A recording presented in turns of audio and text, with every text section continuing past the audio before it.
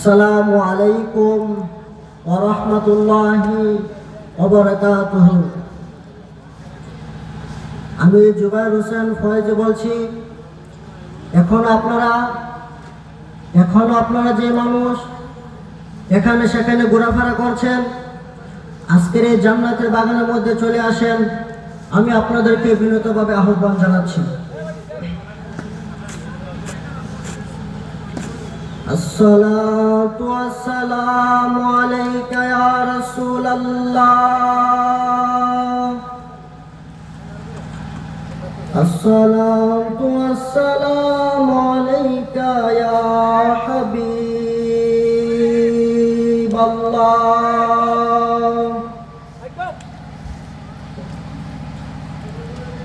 আসসালাতু ওয়াসসালামু আলাইকা ইয়া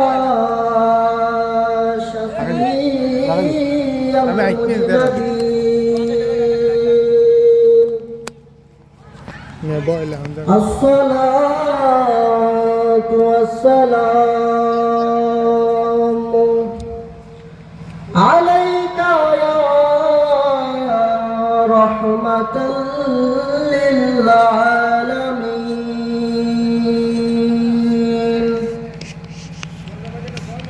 الحمد لله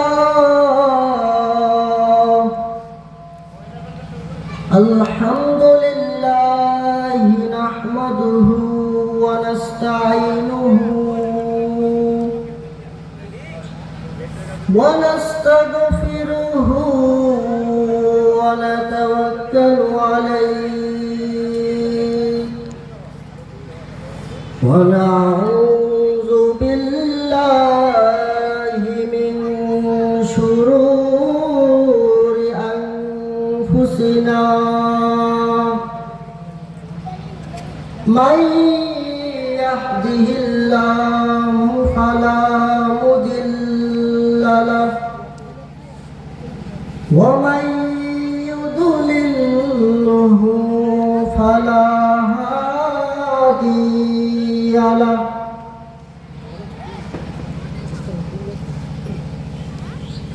ونشهد أن سيدنا ومولانا محمدا عبده ورسوله.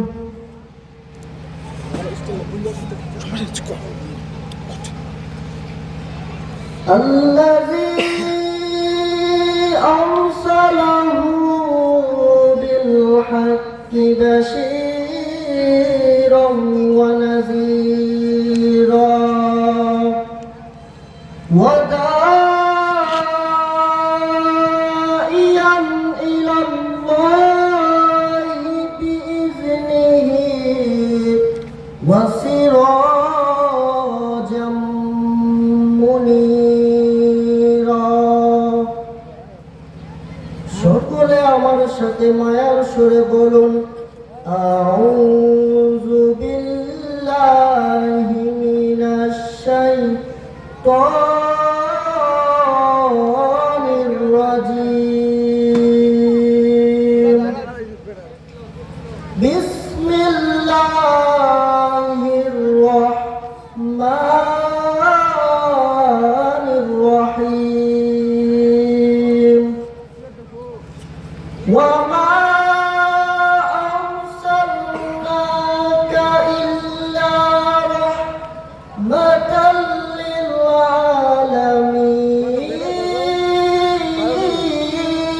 الله أكبر. صدق الله المولانا العظيم وصدق رسوله النبي الحبيب الكريم. قال النبي صلى الله عليه وسلم لا يؤمن أحدكم حتى أكون أحب إليه من ولده وولده والناس أجمعين. একটা জবান বন্ধ রাখবেন না রে। পার ফল বলে বলেন সুবহানাল্লাহ। আজকের খাল্লা গ্রামের মাহফিল জীবনের শেষ মাহফিল মনে করিয়া গো চিৎকার করে বলেন সুবহানাল্লাহ। তোমার মতো আমার মতো কত যুবকের দল অন্ধকার কবর দেশে আছে রে, কথা বলেন ঠিক কিনা? এমন কোন মানুষ নাই যার মায়ের কোলের বাবার কোলের মানুষ অন্ধকার কবর দেশে নাই রে, কথা বলেন ঠিক কিনা? বন্ধুরে আমার, ও আমার খাল্লা গ্রামবাসীর যুবক ভাইরা, মনোযোগ, গভীর মনোযোগ দিয়ে আপনারা সবাই মাহফিলের মধ্যে চলে আসেন। এই দিক সেই দিক ঘোরাফেরা না করে মাহফিলের মধ্যে চলে আসেন। ইন্নাল্লাহা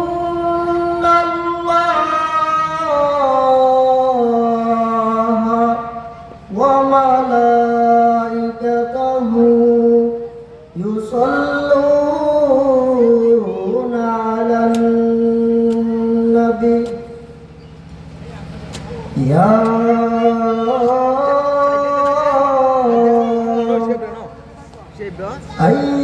আইয়ুহাল্লাযীনা আমানু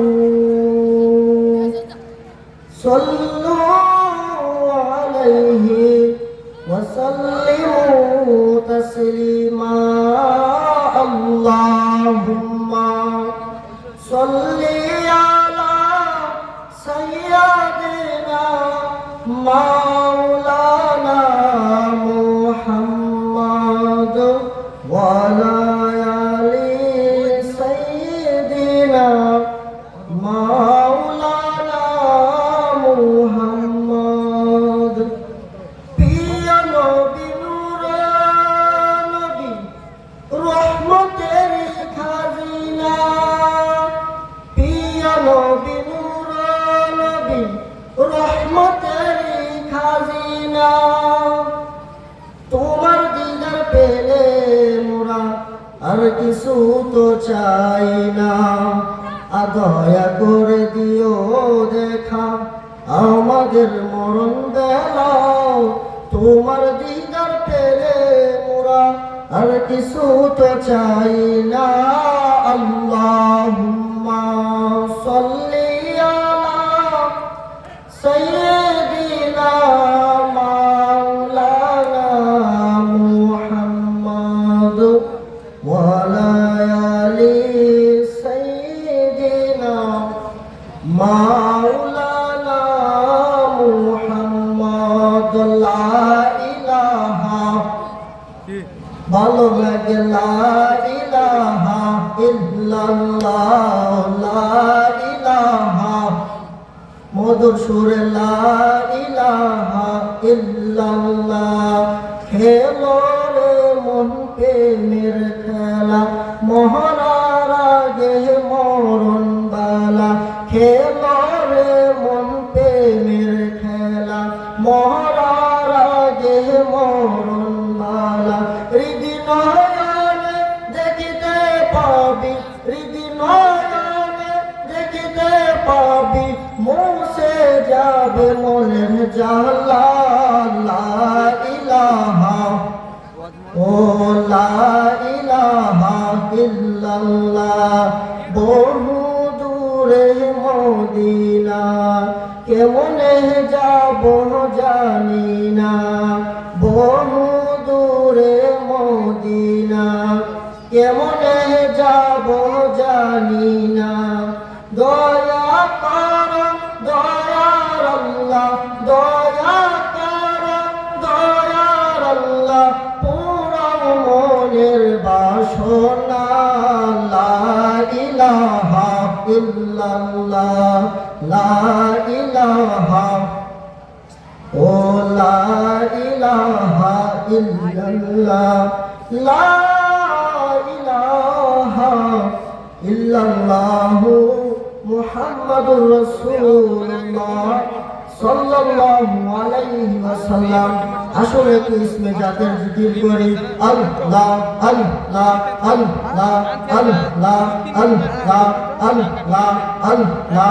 নবীর প্রেমে পাগল আসলাম মাহফিলে নবীর প্রেমে পাগল হইয়া আসলাম মাহফিলে আমার জীবন ধন্য হইত নবীকে পাইলে নবীর প্রেমে পাগল হইয়া আসলাম মাহফিলে নবীর প্রেমে পাগল হইয়া আসলাম মাহফিলে আমার জীবন ধন্য হইত নবীকে পাইলে মাশাআল্লাহ আল্লাহ আল্লাহ আল্লাহ আল্লাহ মনসুর হাল্লাত পাগল হইল নূর নবীর প্রেমে মনসুর হাল্লাত পাগল হইল নূর নবীর প্রেমে ওই পাগলের মতো পাগল বানাও আমারে মাশাআল্লাহ আল্লাহ আল্লাহ মনরে হঠাৎ গেলি নাজরাইলে ফাঁসি দিব তোমার গলে শেষ করিবে ফয়েজের জীব ও মনরে তুই মরিলে সঙ্গের সাথী তুই মরিলে সঙ্গের সাথী পাইবি না এক জওয়ান পাগল মন মাশাআল্লাহ একবার বদলি না রে তোর হইব রে মরণ মারহাবা মনরে হঠাৎ গেলি নাজরাইলে ফাঁসি দিব তোমার গলে শেষ করিবে ফয়েজের জীব মন হরে ওই কবরে সঙ্গের সাথী ওই কবরে সঙ্গের সাথী আমার নবী নুরি তরণ পাগল মন মাশাআল্লাহ একবার বদলি না রে তোর হইব রে মরণ আল্লাহ আল্লাহ আল্লাহ আল্লাহ আহার নিদিরা রইনা মনে গো বরবারিয়ার রইনা মনে ও মুর্শিদ চান দেখা দিয়ে শত জ্বালা তোর অবসান হায়রে দেখা দিয়ে শত জ্বালা তোর অবসান তুমি বিনে নাই রে কেহ ফয়েজিরা পন পাইলে দয়ালের দর্শন তুমি বিনে ফয়েজির নাই কেহ আপন পাইলে দয়ালের দর্শন বন্ধ চোখের আলো তুমি পরাণের পরাণ দেখা দিয়ে শত জ্বালা তোর অবসান সম্মানিত উপস্থিতি ঐতিহ্যবাহী ব্রাহ্মণবাড়িয়া জেলার অন্তর্গত বাঞ্ছারামপুর থানাধীন হাল্লা উত্তর পশ্চিমপাড়া শাহ সুফি আলহাজ মোহাম্মদ মকবুল হোসেন মাস্টার রহমতুল্লাহ আলাইহির স্মরণে শাহ সুফি আলহাজ মোহাম্মদ জাকারিয়া মাস্টার রহমতুল্লাহ আলাইহির স্মরণে ও খাল্লা কবরবাসীর স্মরণে ৩৬তম ইসরায়েলের সোহাবের মাহফিল। আজকের মাহফিলে যিনি প্রধান অতিথি জনাব এম.এ. খালেদ পিএলসি। আজকের মাহফিলে যিনি প্রধান বক্তা হাফেজ আবু আবদুল্লাহ ডক্টর মোহাম্মদ আইনুল হুদা সাহেব। আজকের মাহফিলে প্রধান বক্তা হযরত মাওলানা মুফতি আনামুল হক কুতুবী সাহেব। আজকের মাহফিলে যিনি সভাপতিত্ব করবেন হযরত মাওলানা এটিএম আব্দুল হায়াল মাদানী সাহেব। সম্মানিত উপস্থিতি, আজকে এই মাহফিলটাকে আমরা খুশি নাকি নারাজ? আজকে এই মাহফিলটাকে আমরা অত্যন্ত খুশি।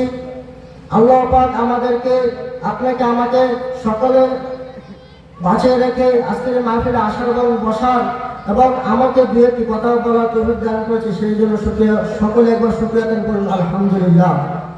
তারই সাথে সাথে যে নবীকে সৃষ্টি করিলে আল্লাহ পাক কোনো সৃষ্টি করিত না, যে নবী ছিল আমরা এই দুনিয়ার মধ্যে এসেছি, যিনি হায়াতুন নবী, যিনি জিন্দা নবী, যিনি নূরুল আলা নূর, যে নবীর উম্মত হওয়ার জন্য সমস্ত নবীগণ আল্লাহর কাছে দরখাস্ত করেছিল যে আল্লাহ আমাকে আখির নবীর উম্মত বানিয়ে দুনিয়ার মধ্যে পাঠাও। কিন্তু আল্লাহ পাক কোন নবীর দোয়া আল্লাহ কবুল করে নাই, কিন্তু ঈসা আলাইহিস সালামের দোয়া কবুল করেছে, তিনি আমাদের নবীর উম্মত হয়ে দুনিয়ার মধ্যে আসবেন। বলেন সুবহানাল্লাহ। তো ওই নবীর উম্মত আপনাকে আমাকে বিনা হিসেবে আল্লাহ পাক বানিয়ে পাঠিয়েছেন, সেই জন্য আরো একবার শুকরিয়া করুন আলহামদুলিল্লাহ। বন্ধুরে আমার, আমি ওয়াজের শুরুতে একটি আয়াত কারিমা পাঠ করেছি, সেখানে আমার আল্লাহ পাক রব্বুল আলামিন বলে, ও আমার বান্দারা তোমরা শুনে রেখো, আমি আমার যে নবীকে পাঠিয়েছি সে নবী হলো দুনিয়ার জন্য রহমত। আল্লাহ পাক যখন কোরআনের মধ্যে নাযিল করেছেন, ওয়ামা আরসালনাকা ইল্লা রাহমাতাল লিল আলামিন। আল্লাহু আকবার। আল্লাহ পাক বলেছে আমি যে জায়গার জন্য রব, আমার নবী সেই জায়গার জন্য রহমত। বলেন সুবহানাল্লাহ। হাসরের ময়দান যখন কায়েম হয়ে যাবে, নবী প্রথম কথা বলবে, ইয়া আখি জিবরাইল আইনা উম্মতি আইনা উম্মতি, আমার উম্মত কোথায়? তখন নবী বলবে না সিদ্দিকে ফারুক কোথায়, নবী বলবে না হাসান হুসাইন কোথায়, নবী বলবেন তো বলবেন আমার গুনাহগার উম্মত কোথায়? চিৎকার দিয়ে বলেন সুবহানাল্লাহ। ও মুসলিম জাতি, নম্বর দেন, বেশি কিছু রাখবে না। যেখানে আমাদের রব রহমান, যেখানে আমাদের নবী রব্বুর রহিম, সেখানে তো আমাদের ভয় থাকতে পারে না। হাসর তো আমাদের ভয়ের কারণ নয়, কবর তো আমাদের ভয়ের কারণ নয়।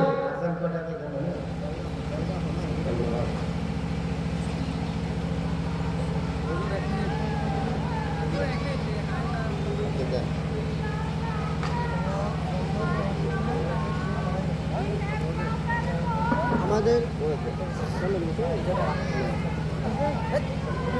বন্ধ করে দিয়েছে 5 মিনিট।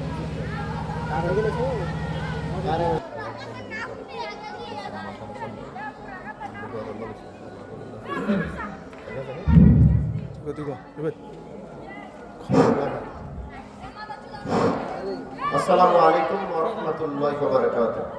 আমরা সবাই সুখে থাকতে চাই, কিন্তু আমরা আসলে সুখে থাকতে পারি না। কারণ আমরা এই দুনিয়া যত খুশি থাকতে চাই, কিন্তু আমরা সুখে থাকতে পারবো না। এটা হলো দুনিয়া। এই দুনিয়া বারবার আপনার মনকে ভেঙে চুরমাচুর করে দিবে, এই দুনিয়া বারবার আপনার অন্তরকে ভেঙে চুরমাচুর করে দিবে, এই দুনিয়া বারবার আপনার মুখের হাসিতে কেড়ে নেবে। আর আপনি জানেন কোন রব কেমন রব? এই রব হচ্ছে সেই রব যে দুনিয়া বারবার আপনার অন্তরটাকে ভেঙে চুরমাচুর করে দেয়, রবের রহমত ওই অন্তরটাকে বারবার জোড়া লাগে দেয়। এখন সিদ্ধান্ত আপনার, সিদ্ধান্ত আমার, সিদ্ধান্ত আমাদের। যারা ভেঙে দেয় তাদের দিকে যাবেন, নাকি যে রব আমাদের ভাঙ্গা অন্তর জোড়া লাগিয়ে দেয় সেই রবের দিকে যাবেন?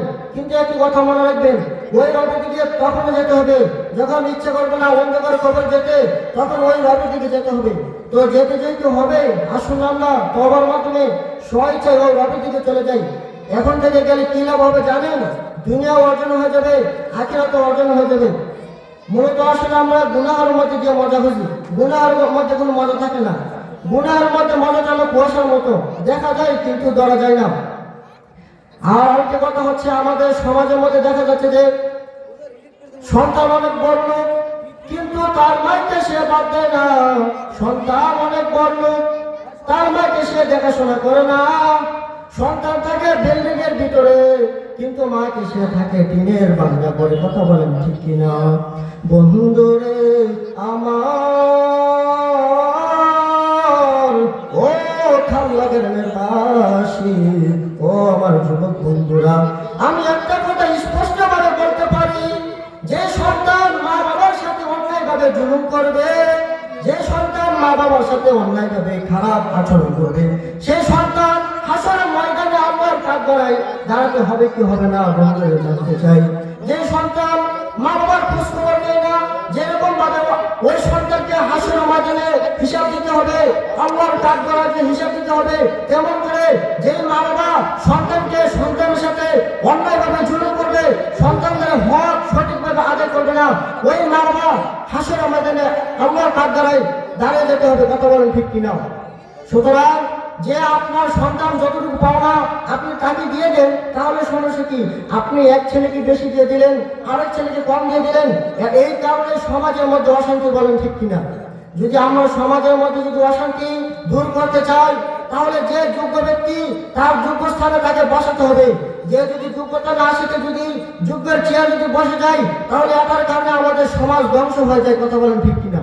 যদি আমরা যদি সমাজকে যদি সুন্দর করতে চাই, তাহলে যোগ্য ব্যক্তিকে সমাজের মধ্যে বসাতে হবে। সে যদি রাষ্ট্রপতি হোক, সে যদি চেয়ারম্যানই হোক, সে যদি মেম্বারই হোক, সে যেই পদে হোক, তাকে যোগ্য স্থানে বসাতে হবে। আরেকটা কথা হলো, আমরা তাকওয়া থেকে অনেক দূরে চলে যাচ্ছি। আমাদের তাকওয়া অর্জন করতে হবে।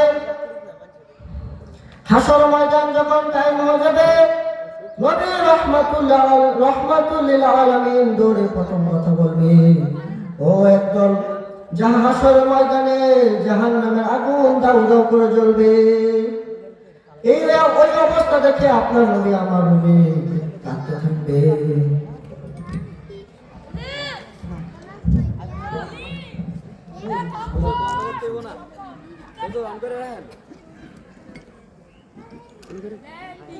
হ্যাঁ